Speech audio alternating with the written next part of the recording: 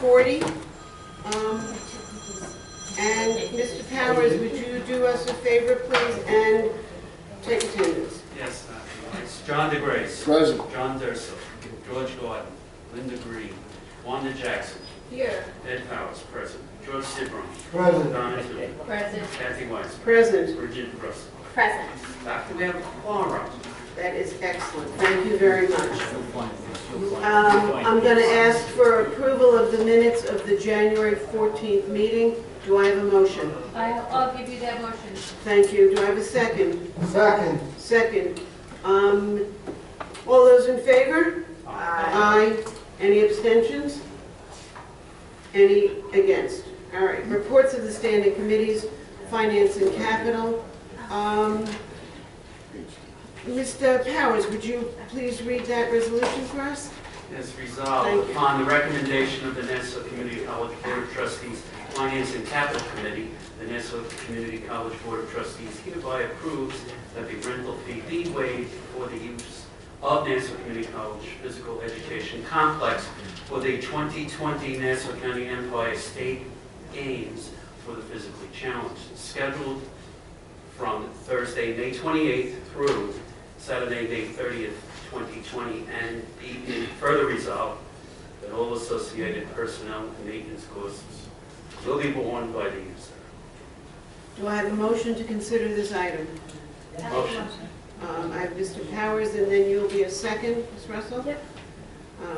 All those in favor? Aye. Aye. Any opposed? Any abstentions? Motion passes. Ms. Jackson, would you please do the sabbaticals?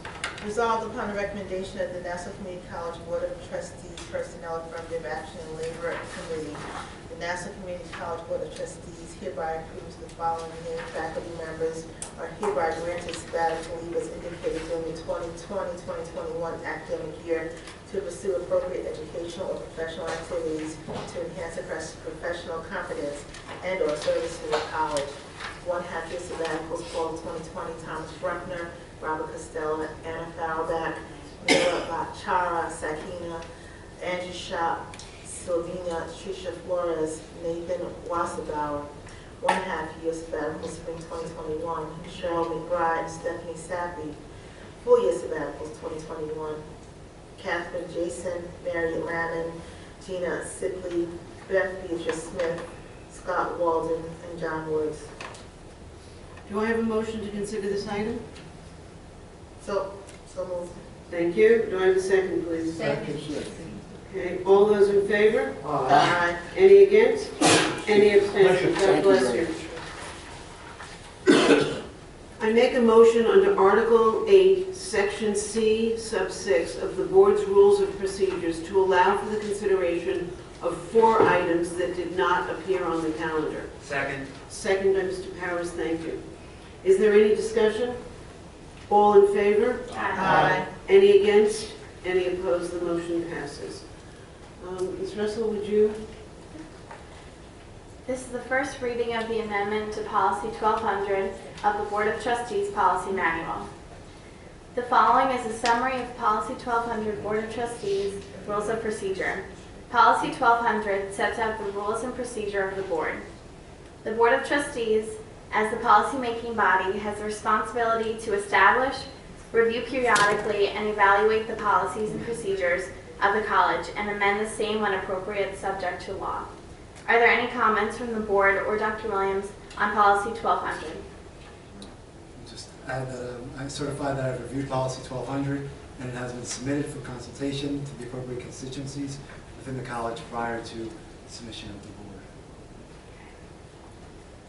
This is the first reading of the amendment to Policy 7500 of the Board of Trustees Policy Manual.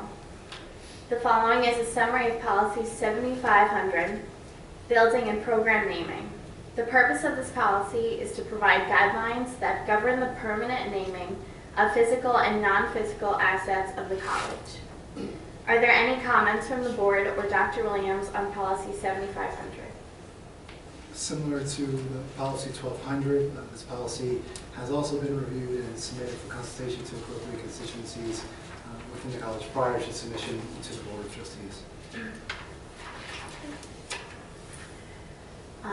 Amendment Policy 7510.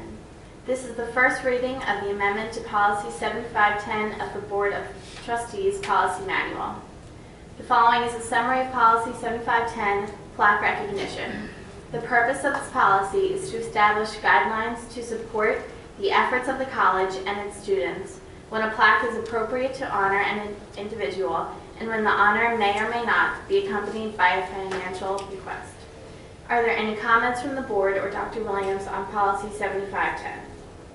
Just to ensure the board that this policy has also been reviewed and consultation has occurred before bringing it to the board.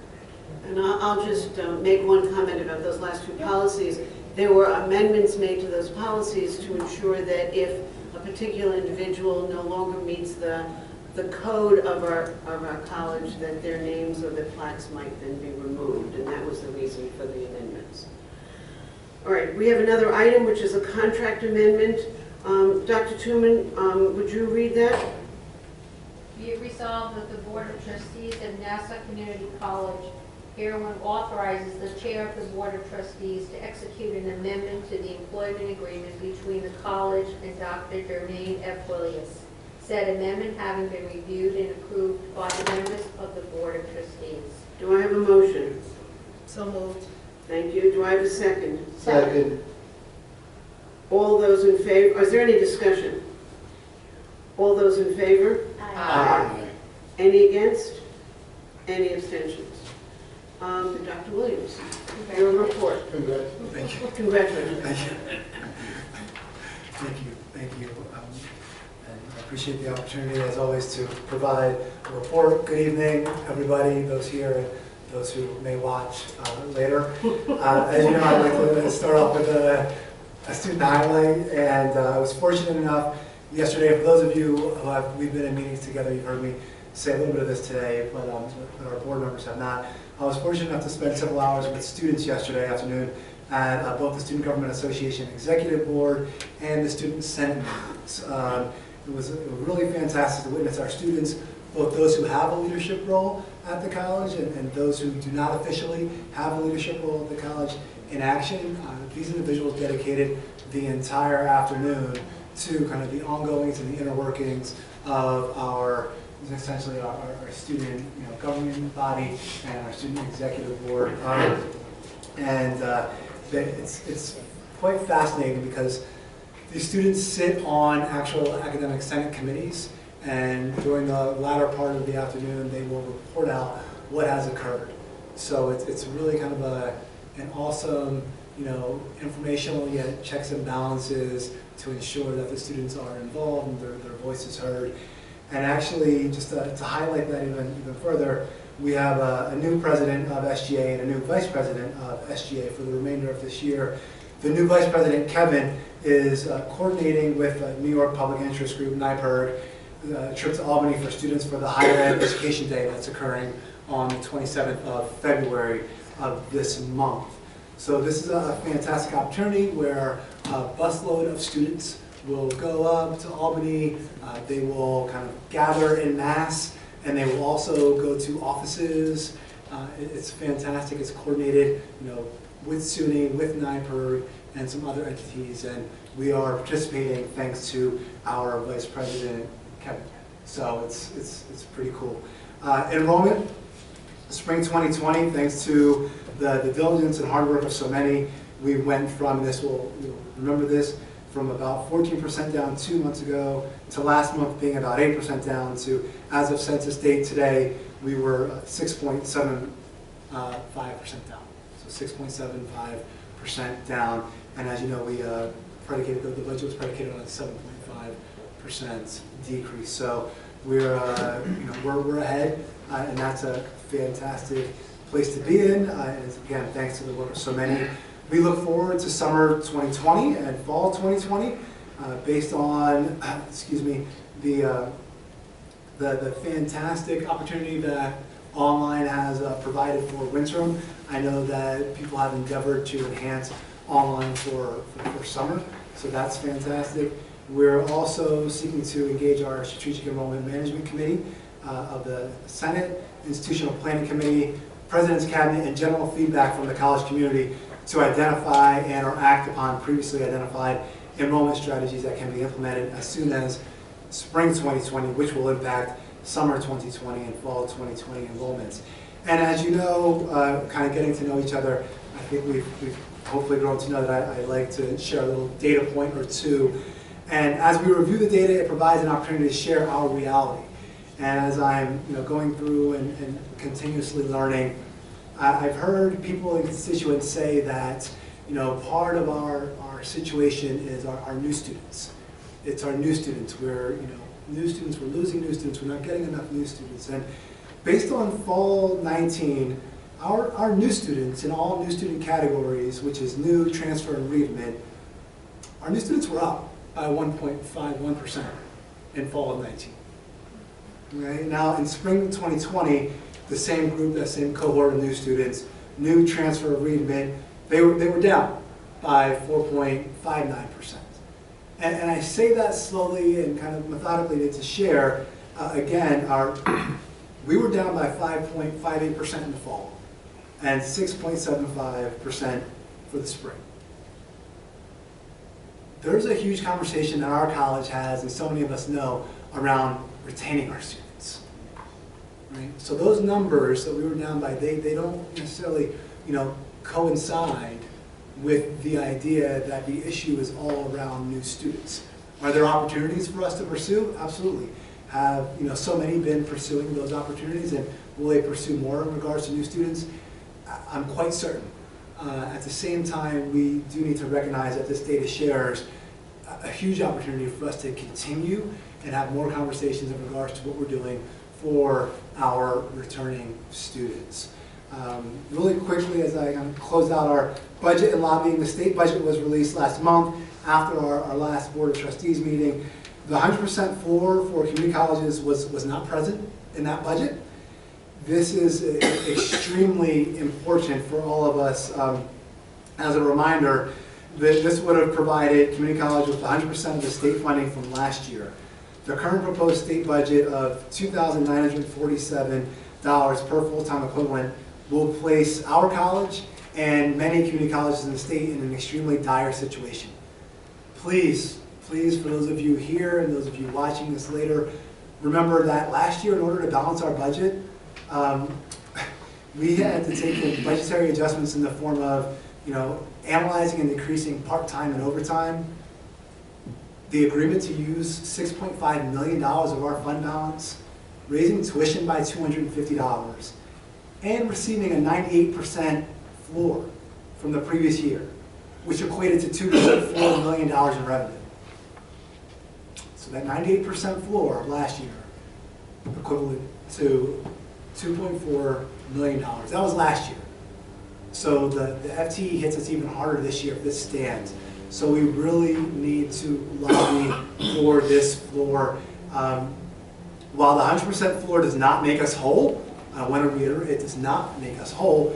It does place us in a better position when it comes to addressing the deficit we face each year due to annual rising costs, decrease in incoming students, decrease in returning students, and operating as an institution where more than 80% of our annual budget is composed of salaries and benefits. Balancing the FY21 budget to advance the goal of equitably supporting student access, completion, and post-completion success will need to be approached with strength, calculation, and a deep level of austerity. We will need to vigilantly address expenses, revenues, efficiencies, and redundancies. We have a legislative breakfast in a few weeks, and we will impress upon our state legislators the importance of Nassau Community College to the community. I am thankful for all of our NCC partners that will attend this brief yet important meeting to share just how critical the college is to the community and the legislators' constituents. Furthermore, SUNY has made the funding for community college one of its top priorities. I want to end briefly with a few comments.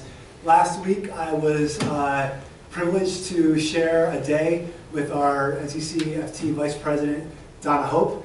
I was invited to a NICET luncheon, and for those of you who don't know, NICET, the New York State United Teachers, is a 600,000 member New York State Teachers Association union, and we were there to talk about areas of mutual concern and collaboration. And it was fantastic for Nassau Community College to be there in partnership, administration, and union, impressing upon those in attendance the importance of funding for Nassau Community College.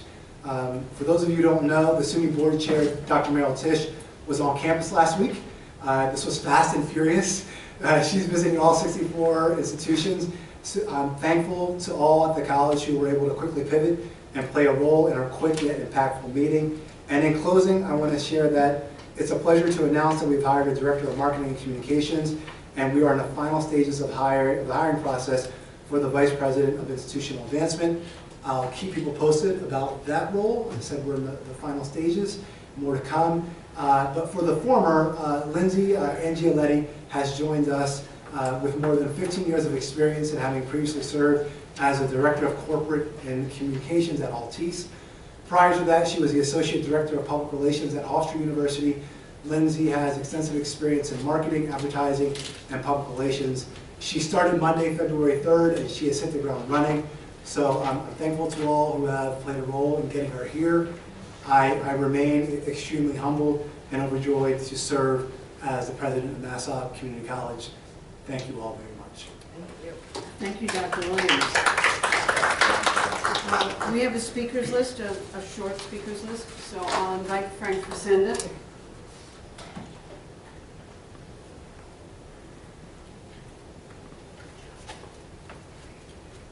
Hi, everybody.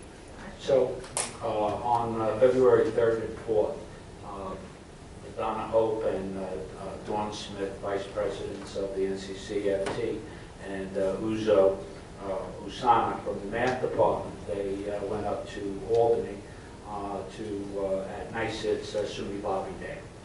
So, just to give you an idea, first let me say that included in that Lobby Day effort, they have, NICET has that President's luncheon where presidents of the community colleges and the presidents of the locals attend the luncheon, and SUNY representatives are there, NICET representatives are there to have a roundtable discussion.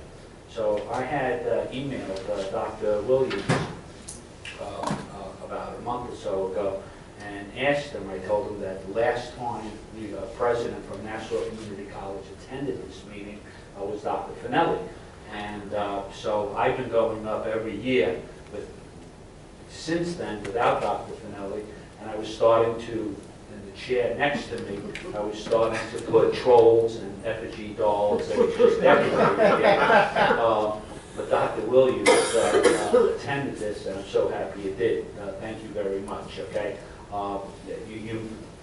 It was better than trolls and effigies.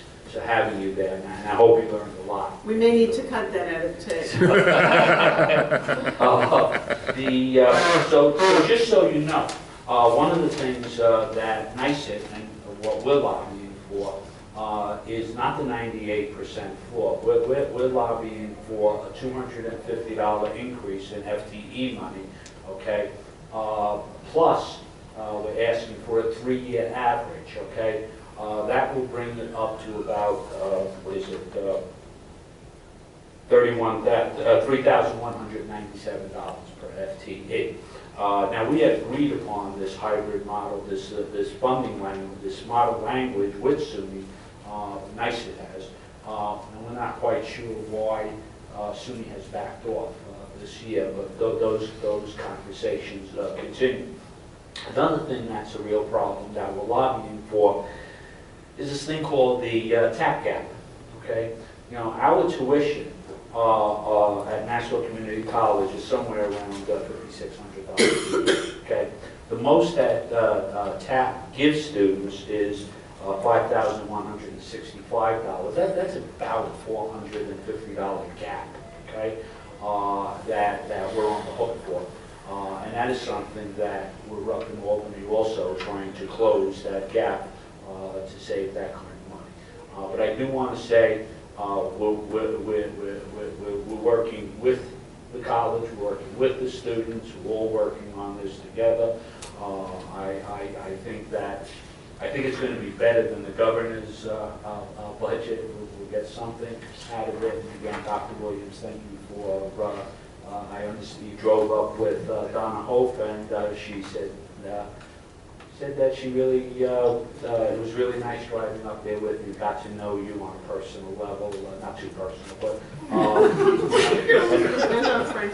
We can always depend on you. Thank you. Thank you. Is that something else that I have to cut out of there? It is, definitely. The next speaker, the only other speaker is John Button.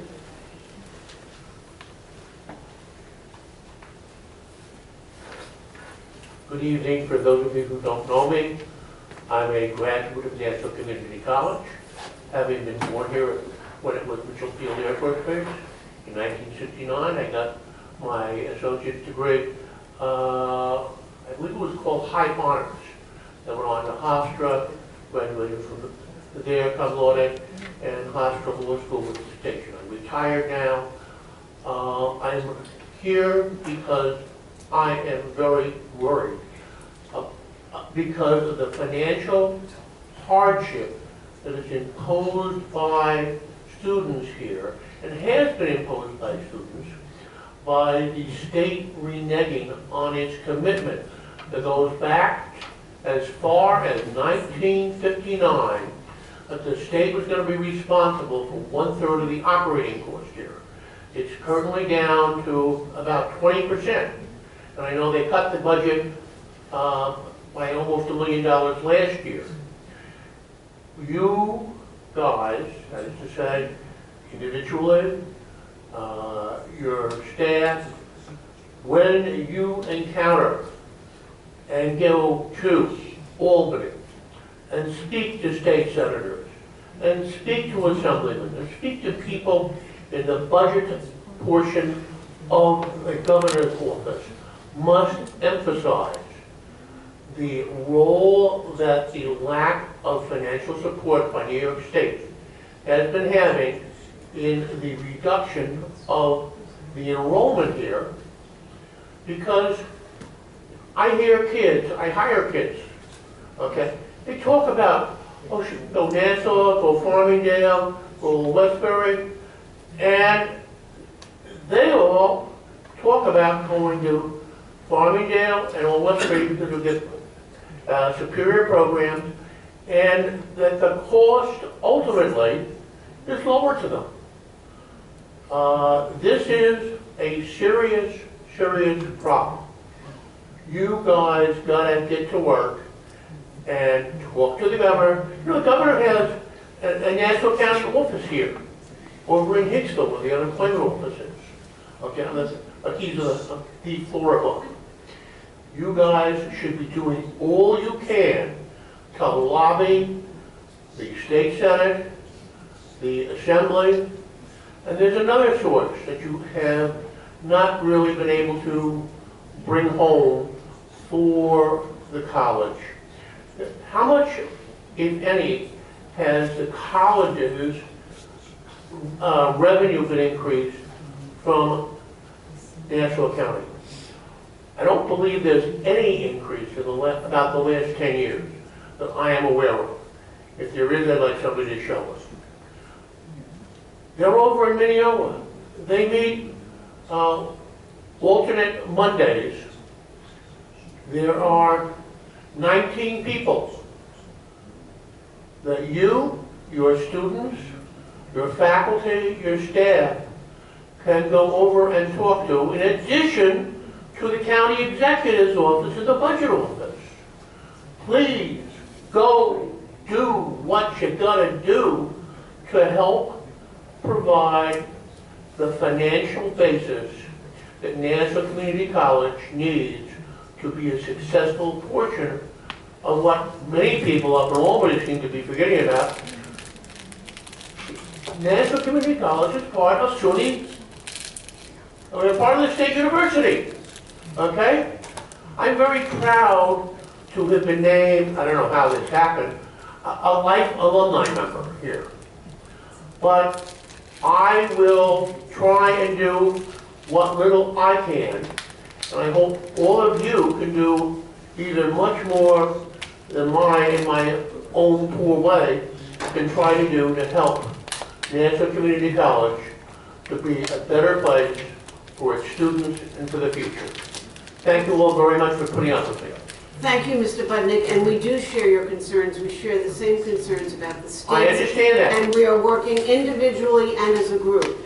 And President Williams' report obviously showed that, but you've got to try and not only continue to do what you can, but you've got to, pardon my language, fight smarter. And thank you, we will. My compliments, Madam Chair, President Williams, and the rest of this honorable board, especially for having a trust with me once again. Oh, no, that's quite, we welcome you to our meeting. And God bless you. Thank you. Thank you. The next Finance Capital Committee meeting is scheduled for Tuesday, March 10th at 5 p.m., followed by the full board meeting. The board will open the public session between 6:15 and 6:30 and resume the public session at approximately, and I will emphasize approximately, 7:30 p.m. I request a motion to adjourn the meeting. Motion. Mr. Powers, do I have a second? Second. Second. Ms. Jackson, all those in favor? Aye. Any opposed? Any abstentions? The meeting adjourns at 7:08. Thank you, everyone, for attending.